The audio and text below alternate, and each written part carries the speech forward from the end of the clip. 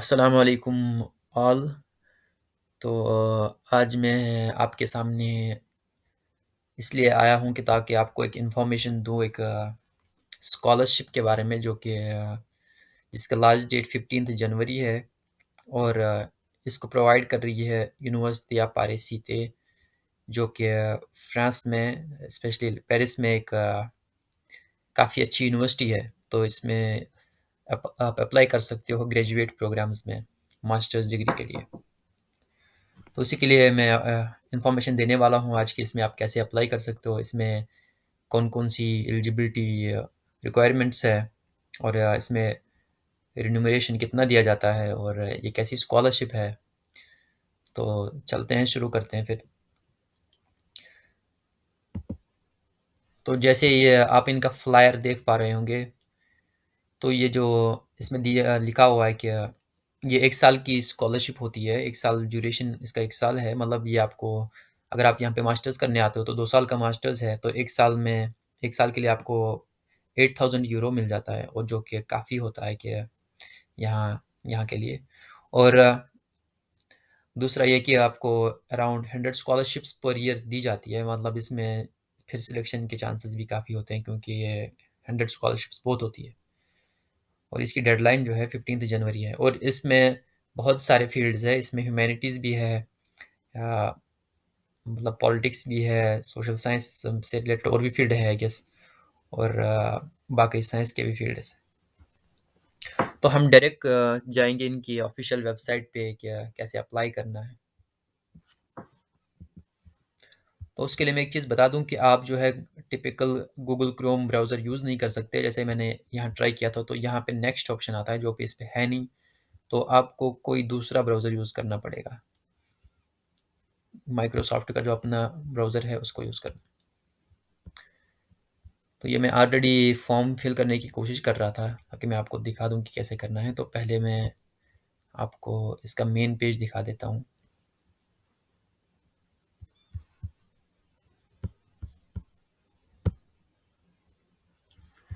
तो जब आप इसको खोलोगे पेज को तो वो आपको कुछ ऐसा दिखेगा। तो इसमें लिखा है कि ग्रेजुएट स्कूल्स, आप यहाँ पे क्लिक करके देख सकते हो। हर किसी के बारे में आपको इन्फॉर्मेशन मिल जाएगी। जैसे मैं यहाँ चेक करता हूँ कि कौन सा प्रोग्राम है, मगर इसमें आपको ध्यान रखना है कि कौन से प्रोग्राम्स इंग्लिश में पढ़ाए जाते हैं। अगर आपको फ्रेंच आती है तो वो फिर अलग बात है, वो भी आप देख सकते हो अपने हिसाब से। और ये कुछ टाइमलाइंस दी हुई है कि और सिलेक्शन पे आपको क्या-क्या चाहिए। एक तो एक जनरल सीवी जो कि एक कॉमन होती है, कॉमन चीज़ है, और लेटर ऑफ मोटिवेशन, उसमें आपको लिखना है कि आप यहाँ पे क्यों आ रहे हो। और 2 लेटर ऑफ रिकमेंडेशन चाहिए और फर्स्ट ईयर लाइस मतलब जितने भी आपने फर्स्ट ईयर बैचलर्स से जितने भी आपके पास ट्रांसक्रिप्ट है वो अपलोड कर देने।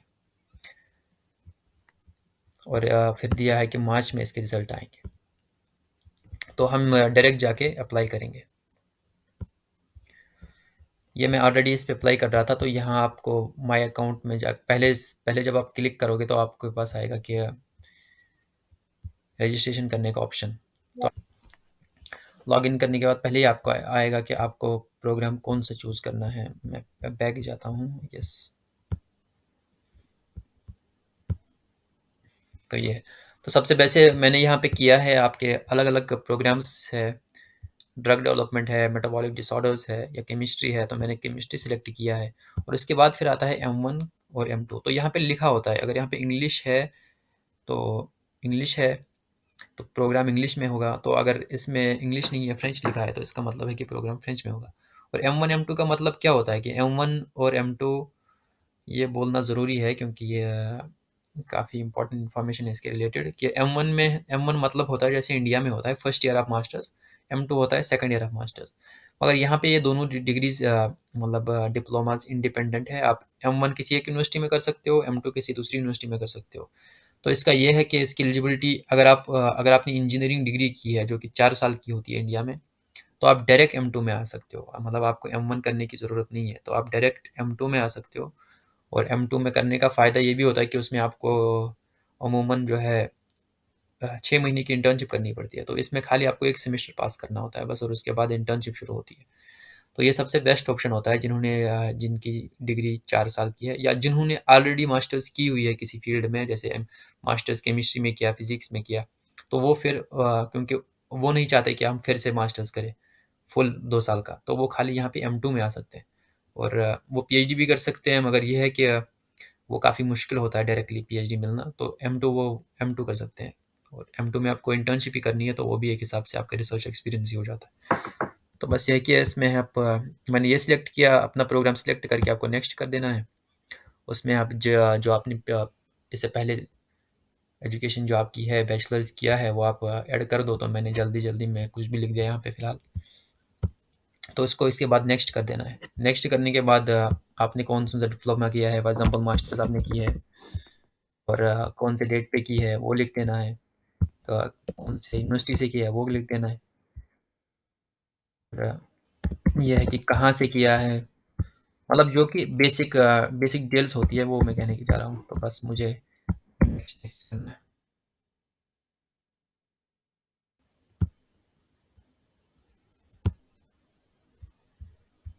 ये मैंने बहुत सारे ऐड कर दिया आई गेस, डिलीट कर देता हूँ।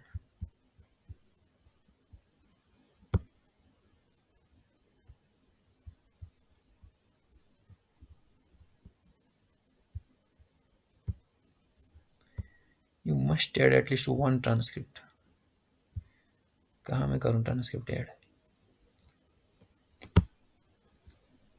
अच्छा ठीक, तो ये नोट स्टेटमेंट में शायद जब फ्रेंच से इंग्लिश में ट्रांसलेट करते हैं तो कभी मीनिंग चेंज हो जाती है, तो मतलब यहाँ पे आपको साथ साथ में ही जो है डॉक्यूमेंट भी अपलोड कर देना है। तो ये तो फॉर एग्जांपल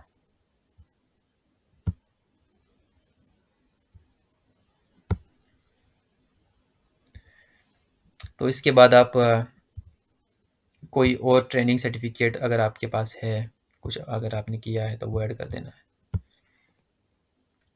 नेक्स्ट जाएंगे, नेक्स्ट में यही है कि कहीं पे प्राइज़ मिला है या कोई भी आपको कहीं पे इंटर्नशिप की है वो शायद इस पे आ जाएगा, तो वो आप अपने हिसाब से देख लेना। यहाँ फिर मेंशन करना है, इसमें खाली मेंशन करना है कि आपकी इंग्लिश की लेवल कितनी है और आपकी फ्रेंच में क्या है, तो इसमें नॉन एग्जिस्टेंट नहीं लिखना है, मतलब बिगिनर लिखना है, मतलब बिगिनर लिखना तो ज़्यादा बेहतर रहेगा।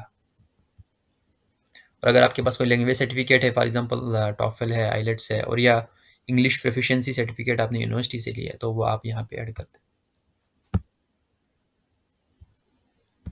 तो उसके बाद आपका CV, cover letter, letter of recommendation जो मैंने ऑलरेडी बता दिया, और जो भी आपके बाकी आपने कोई इंटर्नशिप की है या आप किसी एक्स्ट्रा करिकुलर एक्टिविटी में इन्वॉल्व हो, तो उसमें आप डायरेक्टली यहाँ पे वो एक पीडीएफ बना के आप ऐड कर सकते हो।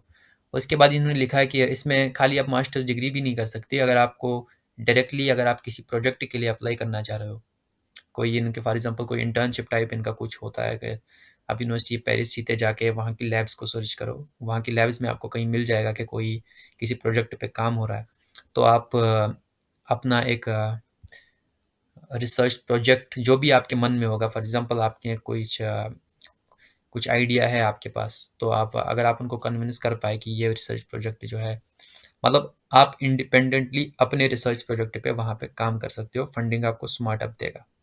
तो ये कहने का मतलब है। तो जो जनरल मास्टर्स के लिए अप्लाई कर रहे हैं उनको ये रिसर्च प्रोजेक्ट लिखने की ज़रूरत नहीं है, बस उनको खाली इतने तक करना है और सेंड कर देना है अपनी एप्लीकेशन। तो यहाँ सेंड करोगे आपकी एप्लीकेशन सेंड हो जाएगी बस, और उसके बाद आपको वेट करना है। तो अगर आपको कोई भी क्वेश्चन हो, कुछ पूछना हो तो आप कमेंट में लिख सकते हो। शुक्रिया।